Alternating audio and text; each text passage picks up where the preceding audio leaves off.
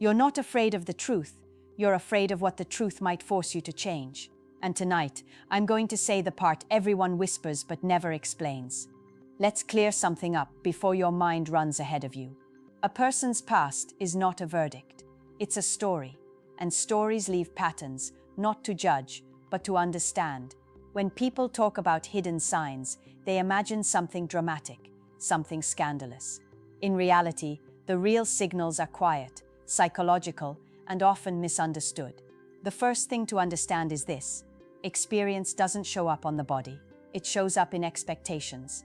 When someone has learned to protect themselves through repeated emotional connections, they often become unusually quick to define what something is and what it is not. Not because they're careless, but because uncertainty has cost them before. This can look like confidence. It can also look like emotional distance. And many people mistake that distance for mystery. Another pattern is how someone speaks about attachment. Not with bitterness, not with pride, but with precision. They don't romanticize chaos. They describe relationships like someone who has seen the inside of the machine, calm, analytical, almost too aware. That awareness didn't come from theory, it came from experience with expectations not matching reality. And when you hear someone talk this way, what you're hearing isn't history, you're hearing adaptation. There is also the rhythm of boundaries. People who have had to redraw their emotional lines multiple times tend to draw them faster now. They say no without apology. They say yes without fantasy. This can feel cold to someone who connects slowly. But it isn't coldness, it's efficiency. The mind learns what costs too much energy and what doesn't. That's not promiscuity, that's survival. You'll also notice how conflict is handled. Instead of exploding, they detach. Instead of begging, they evaluate. They don't panic when attention drops. They've learned that attention rises and falls like weather. This makes them seem unbothered. But under that calm is a memory. Caring deeply without protection once felt dangerous. Here's the part no one tells you. These traits are not proof of anything about morality or worth. They are proof of learning. The mistake people make is turning experience into accusation instead of information. They ask, "What does this say about her?" instead of asking, "What does this mean for me?" Because the real danger is not someone's past. The danger is assuming you can ignore psychology. If someone values independence over intensity, you must decide if you can meet them there. If someone avoids fantasy and speaks in reality, you must ask if you prefer illusion or truth. This is not about counting steps behind them. This is about knowing whether your emotional pace matches theirs. You don't need to fear experience, you need to understand it. People aren't shaped by numbers, they're shaped by lessons. And every lesson leaves a footprint in how someone loves, argues, and leaves. The question isn't what she did before you. The question is whether the way she learned to survive love fits the way you want to build it. Before you go further, ask yourself this: are you trying to judge her past, or are you trying to protect your future? Tell me in the comments what matters more to you in a relationship, emotional safety or emotional intensity, and why. If this spoke to you, like the video, subscribe for more psychology you can actually use, and share this with someone who needs to hear it. Another sign people misunderstand is how someone reacts to emotional intensity. When connection moves too fast, some people lean in, others quietly step back. This isn't about playing games. It's about nervous systems that learn speed can lead to loss. If someone slows things down when emotions rise, it can mean they've learned that excitement without stability burns out quickly. They don't chase fireworks anymore. They look for a steady flame. Listen closely to how someone describes their past connections. Not the details, the language. If they speak in patterns instead of stories, that tells you something. They don't say, "This person hurt me." They say, "I learned that compatibility matters." They don't talk about villains. They talk about outcomes. That shift only happens when someone has repeated the same emotional loop enough times to finally see the shape of it. You may also notice comfort with endings, not cruelty, not coldness, just acceptance. Some people treat breakups like earthquakes. Others treat them like seasons. This doesn't mean they didn't care. It means they learned that holding on to something broken costs more than letting it go. To someone who bonds deeply and slowly, this can feel frightening. It looks like they could leave without pain, but what you're seeing is emotional muscle built from carrying disappointment without collapsing. Then there is attention. Not how much they want, but how they manage it. They don't chase validation loudly. They don't crumble when it disappears. They observe, they adjust. They've learned that attention doesn't equal security. Presence does. This can feel confusing to someone who equates intensity with importance. You think, if they cared, they would need me more. But need and care are not the same thing. Need comes from fear. Care comes from choice. Another subtle signal is how quickly they read people. Not in a mystical way, in a behavioral way. They notice patterns, tone changes, shifts in effort. They don't ask 100 questions. They already see the answer in actions. That skill isn't talent. It's training. It comes from watching connections rise and fall enough times to recognize the early tremors. And here's the uncomfortable truth. None of this tells you whether someone will be loyal to you. It tells you how they learned to protect themselves. Psychology doesn't expose secrets, it reveals strategies. When someone has experienced many emotional connections, they don't become careless. They become selective. They stop believing in magic and start believing in consistency. People fear this because it removes fantasy. It says love isn't rare lightning. It's a pattern of behavior repeated over time. And when someone understands that, they stop begging for sparks. They look for safety. They look for alignment. They look for effort that doesn't disappear when excitement fades. The mistake is thinking these signs mean danger. They don't. They mean clarity. You're not dealing with innocence. You're dealing with someone who knows what happens when expectations and reality don't match. That can make them cautious. It can also make them honest. And honesty feels threatening when you're used to illusions. So instead of asking, what does this mean about her past? Ask a harder question. What does this mean about how she connects now? Because the present behavior is the only part you will ever live with. Experience doesn't ruin people. It reveals them. And what you see is not history, it's adaptation. Now, let's talk about consistency, the kind that feels invisible until you notice it. People who have navigated many past relationships tend to have patterns that aren't flashy, but unmistakable. They're consistent in ways most people ignore at first glance. It's not about grand gestures, it's in small choices. How they answer a message, how they respect your time, how they navigate discomfort. Every repeated action is a map of their emotional history.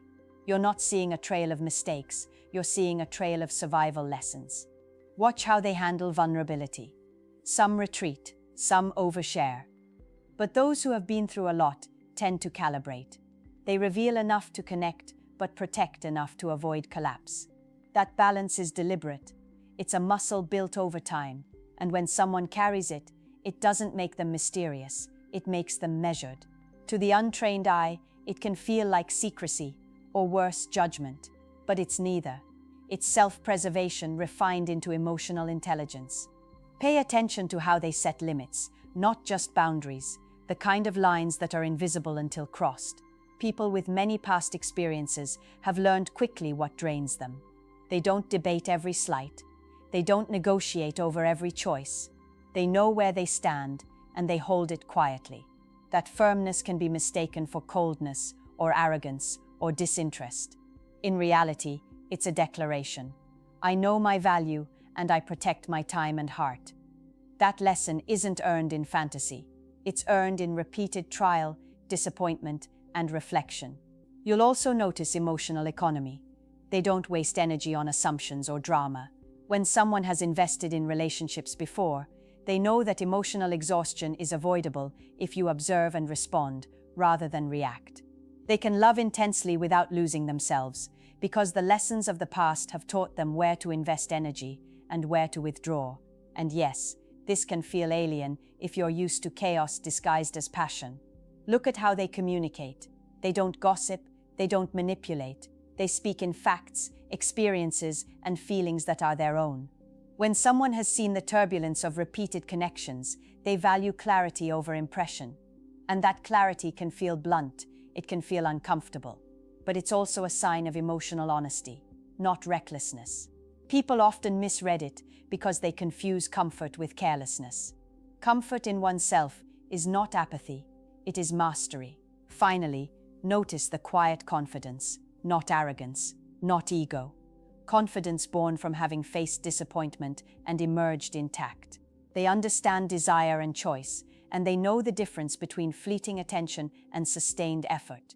That understanding changes the way they engage in love. They don't chase what's easy. They don't cling to what's unstable.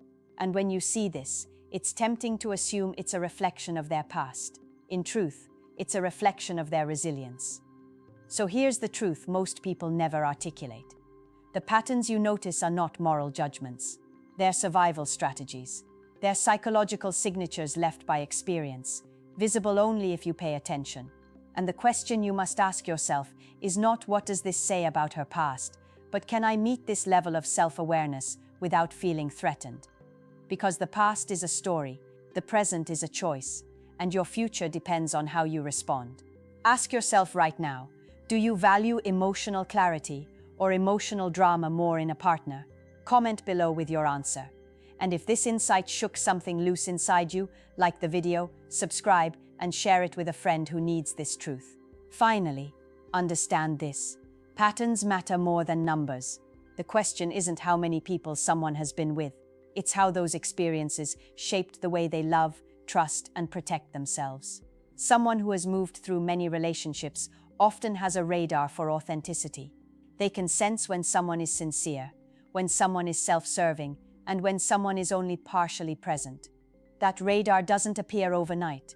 It is forged in repeated encounters with disappointment and lessons learned the hard way. Notice how they handle emotional risk. People who have been through many connections don't act recklessly with their hearts, and they don't gamble with yours either. They assess, observe, and then choose. That doesn't mean they are unfeeling. It means their feelings are calibrated. They've learned that attachment without clarity is dangerous, and that calibration is what sets them apart. They don't need validation from you or anyone else, but they give attention where it matters. That attention isn't casual, it's deliberate.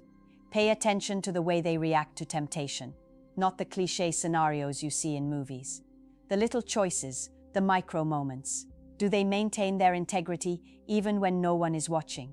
Do they respect commitments in subtle ways? People who have experienced multiple connections don't need to prove loyalty with words. Their actions speak. And those actions reveal much more than any story ever could. You'll also notice how they navigate jealousy and insecurity. They don't overreact. They don't seek constant reassurance. They've learned that fear-driven attachment doesn't create security, it creates tension.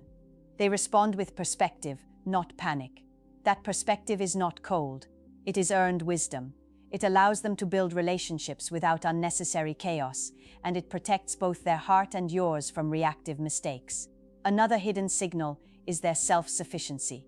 Not independence in the superficial sense, but emotional autonomy. They can enjoy your presence without needing it to define them.